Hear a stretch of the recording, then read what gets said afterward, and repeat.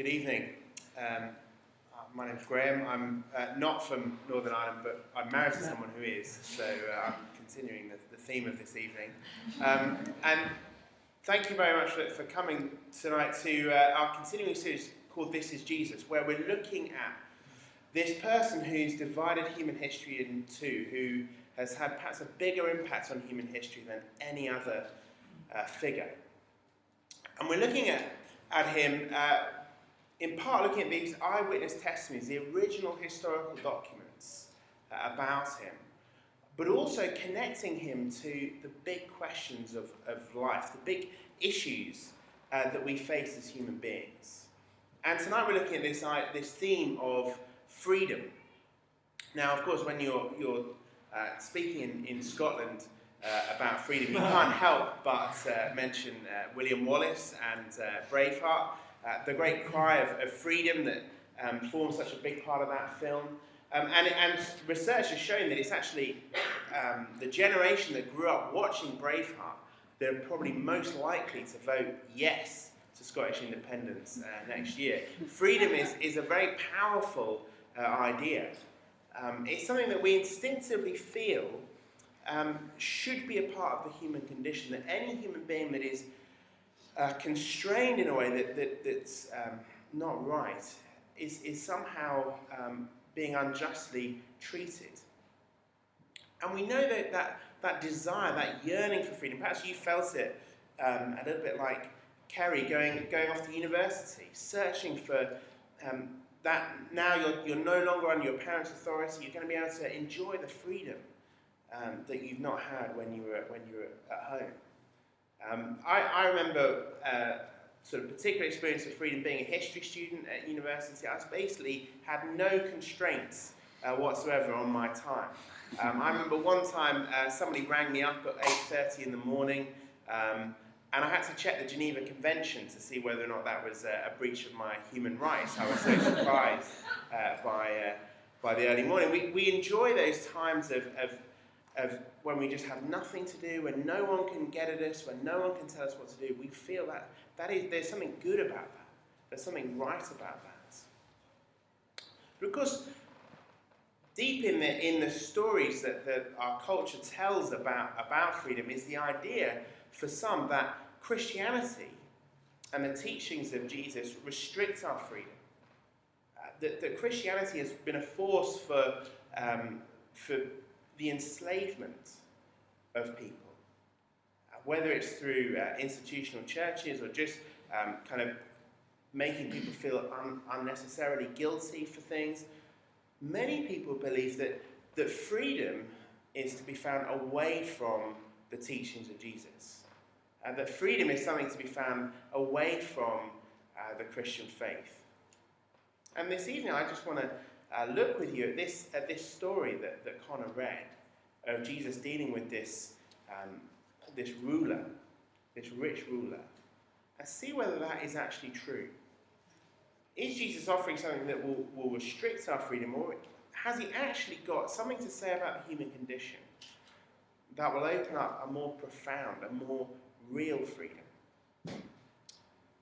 Let's have a look at this story together. And the first thing we need to understand is this man that comes up to Jesus, what is it that he's actually asking for? He says, if you turn to page 122, it'd be really helpful to have these booklets in front of you, this eyewitness account of Jesus' life. This man that comes up to Jesus, what is he asking for? He says, good teacher, what must I do to inherit eternal life? And I want to suggest that what this man is looking for is similar to what Kerry was telling us about earlier. He's looking for deep freedom. What do I mean by that? Well, notice that this man is in many regards, in many aspects, totally free. We're told here that he's a ruler. That means that he has a position of authority. No, people don't tell him what to do. He tells other people what to do. We're told in other accounts of this story that he's a young man, that he has a freedom of youth and health, freedom that's slipping through my fingers as the day goes by, and that hopefully many of you enjoy. The freedom to physically do what he wants to do, know that he'll wake up in the morning and be fresh and fit to achieve the things he wants to achieve. He's financially free. We read later on that he's a rich man. Money is basically the power to do whatever you want. It's basically a form of freedom. He doesn't have to be constrained by not having enough to fulfill his wishes. And also, he has the freedom of a clear conscience. You see, Jesus asks him, it says to him, you know the commandments. You shall not commit adultery, you shall not murder, you shall not steal, etc., etc. And he says, all these I've kept since I was a boy. He knows that the freedom of a clear conscience. He doesn't have skeletons in his cupboard that are going to come back to bite him. I don't know whether it made the news in Scotland, but the case of Chris Hume, the Lib Dem politician who lied about a speeding offence before he was even an MP, and then suddenly it's come back to end his political career this week. This man doesn't have anything like that. He doesn't have any skeletons in his closet. He has a CV completely clean. He has the psychological freedom of a clear conscience. If you've read Dostoevsky's Crime and Punishment, you'll know what a powerful force guilt can be in someone's mind. But he has none of that. He's financially, socially, morally free. And yet he comes to Jesus in all that freedom and says, what must I do to inherit eternal life? That is, he's looking for something more. In the midst of all his freedom, all the lack of constraint that he has to live his life as he wants, he still wants something more. You see, freedom is not just negative. It's not just the absence of constraints. But there's something more to freedom than that. Freedom is about finding our purpose, about finding what we were made to be. Think about it like this. The ocean is utterly liberating for a blue whale, but deeply constricting for a golden eagle. And the mountain air of the air of a mountain range is gloriously liberated for an eagle, but utterly constricting for a blue whale. Liberty for them is not found in the absence of constraints, but in finding the right constraints, finding the situation that is right for the purpose for which they were made. And freedom is not just negative. Freedom is not just the absence of constraints, but finding that purpose, finding the thing that we were made to be. That was what's going on in the film clip. I don't know if you've seen the film Shawshank Redemption. But Tim Robbins' character, Andy, puts on this opera music. And Morgan Freeman tells us for that moment when they heard that beautiful sound, that beautiful singing, the inmates in Shawshank feel free. More free than any of them dared imagine. And of course, the price of playing that music is 2 weeks in the slammer, 2 weeks in solitary confinement. But Andy's willing to pay the price because real freedom isn't just the absence of constraints, but it's finding things like beauty, finding things like purpose. And this man, as he asks this question, what must I do to inherit eternal life? He's asking in his own cultural idiom, in his own historical setting, where can I find that deep human experience that fits with the purpose for which I was made? Where can I flourish as a human being? I don't know if you've ever asked that question. What is my purpose? What am I here for?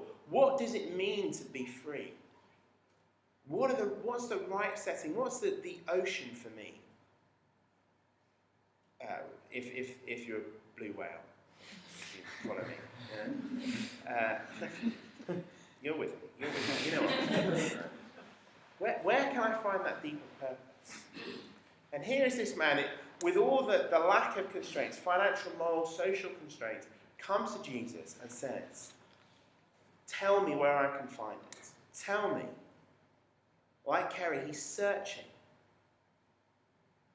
Now, That's what the man is asking for. He's asking for deep freedom. But Jesus responds in a very strange way. I don't know if you noticed that. You see, here's Jesus, and he's a rabbi, he's a teacher. He's kind of building this movement behind him. His disciples are kind of looking forward to the time they're going to go to Jerusalem and take over. And here's this guy, young, rich, totally clean CV, doesn't have any skeletons in his cupboard, and comes up to Jesus and basically asks Jesus, tell me to do anything. I know that the answer's found with you. Now, I want to suggest that if someone like that came up to Alexander, as a young, wealthy, morally upright person, successful, and said, look, Alec, you just tell me how to live my life. You just tell me what I should do. He'd hire him on the spot. See, if you're a leader, you're always on the lookout for the young and the successful. You're always looking for people like that to join your team and come on board. But that's not how Jesus responds to this man. This man who would have been for any other group or community in the world would have been a prime candidate, would have been the sort of person that they would have been desperate to recruit. But Jesus doesn't do that. And in the end, the man goes away sad. The man doesn't, as far as we know, have anything more to do with Jesus. Isn't able to use any of his influence, any of his money, any of his power to help Jesus' cause. So why does Jesus respond in this strange way? Well, the reason is because Jesus looks at this man, looks at his desire for this human flourishing, for this deep freedom, and puts his finger on his radical slavery. You see, Jesus' diagnosis of the human condition is not that we just need to have sort of fewer constraints. It's not just that we need to find some kind of greater freedom, but that we need to escape from a radical slavery, that each one of us is enslaved in some way. Now, you might think, what on earth are you talking about? That is just nonsense. And the people of Jesus' time, and you can read in other accounts of Jesus' life when he talks in this way, they got so angry and so sort of antagonistic towards him when he said these sorts of things. But look at the story again. See how Jesus exposes this man's slavery. You see, Jesus has this dialogue with him about the commandments, and then he says to him, you still lack one thing. Sell everything you have and give to the poor, and you have treasure in heaven. Then come, follow me. When the man heard this, he became very sad, because he was very wealthy. Now, what's going on there? You see, Jesus is saying, your problem is that you're enslaved to something. Your problem is that you're enslaved to money. This man cannot give up his money. He is enslaved to his wealth. Now you might say, oh, hang on a minute, isn't Jesus being tremendously demanding? I mean, isn't this the problem with kind of religious leaders throughout the ages, that they're always kind of asking for people's money, trying to get people to spend all sorts of, give up all sorts of figures to kind of sustain their movement? But that's not what's going on here. Jesus doesn't say, give your money to me, or give your money to our kind of charity or whatever. Jesus, just give it away, get rid of it. And look at the man's reaction. He doesn't say, oh, now hang on a minute, Jesus. Look, you can have half of what I got. You can have a quarter or 2/3. No, he doesn't argue with Jesus. He just walks away. He just walks away.